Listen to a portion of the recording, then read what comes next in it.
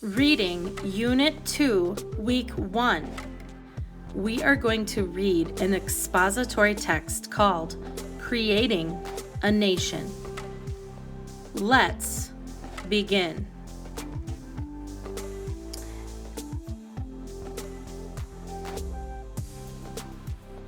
Unit 2, Week 1, Shared Read, Genre, Expository Text, Creating a Nation. Let's take a look at the essential question first. What do good problem solvers do? Read about how American colonists tried to solve their problems with Great Britain. Let's begin. Taxes and protests. In 1765, King George III of Great Britain needed money to rule his empire. How could he raise it? With taxes. Parliament, the law-making branch of the British government, passed a new tax called the Stamp Act. Every piece of paper sold in the American colonies had to carry a special stamp. Want to buy a newspaper? Stamp. Pay the tax. To most colonists, the Stamp Act was unfair. The British had the right to choose representatives to speak for them in Parliament. The colonists had no such right.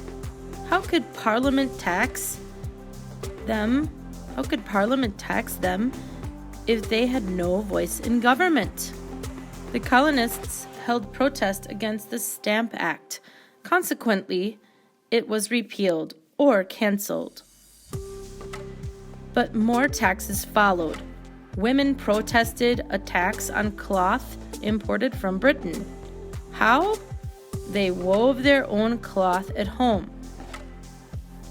Before long, the situation grew worse. In 1770, British soldiers fired into a disorderly crowd in Boston. 5 colonists died. This tragedy is known as the Boston Massacre. By 1773, most taxes had been repealed or canceled, except the one on tea. One night, colonists held a protest called the Boston Tea Party. Dressed in disguise, they slipped onto 3 British ships in Boston Harbor, and then they tossed the ship's cargo tea overboard. Stop and think. How did the Boston Massacre get its name? Let's keep reading. Revolution begins. An angry King George punished the colonies by ordering the port of Boston closed and town meetings banned. Colonists called these harsh actions the Intolerable Acts. However, they could not agree on how to resolve the problems with Great Britain. Patriots wanted to fight for independence. Loyalists wanted peace with the king. Many colonists were undecided. Finally, colonists called for representatives from each colony to attend a convention. This important meeting, the First Continental Congress, took place in 1774 in Philadelphia. After discussion, the delegates decided to send a peace proposal to the king. Congress ended, but the trouble continued. In April of 1775, there were rumors that the British were marching to Lexington and Concord, villages near Boston, to capture weapons that the Patriots had hidden there. The colonial militias were ready. Militias were groups of volunteers willing to fight. British troops attacked. The militias fired back. Surprisingly, the British retreated or went back. Now that war had begun, the Patriots called for a Second Continental Congress in May. Delegates made George Washington commander of the new Continental Army. Congress also sent another peace proposal to King George. As war continued, Congress formed committees to do important tasks. 5 delegates were chosen to write a Declaration of Independence. The committee gave the job to one of its members, Thomas Jefferson. Independence declared. Jefferson knew he had to convince many colonists of the need for independence. As a result, he combined a variety of ideas to make his case. Individuals, he explained, had certain rights.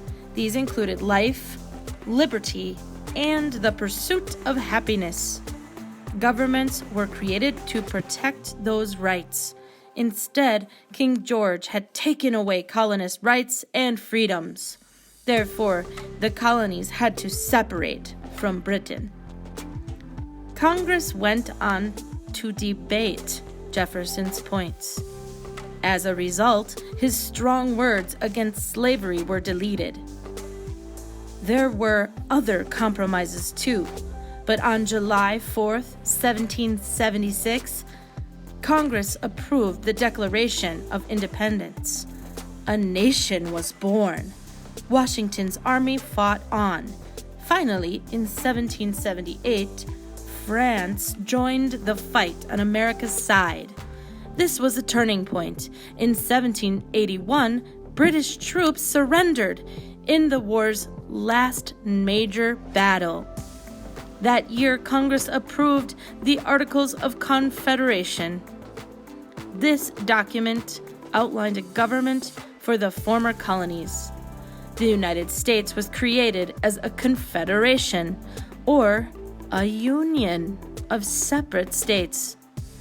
The articles gave the states, rather than a central government, the power to make most decisions. In 1783, King George finally recognized the nation's independence. By then, though, the United States government clearly wasn't working very well. The states often didn't agree with one another. The revolution had ended. The work of shaping a government had just started. It would continue with a constitutional convention in 1778.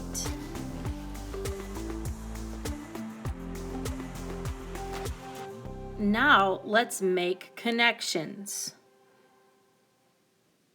Think of some ways American colonists tried to solve their problems with Great Britain.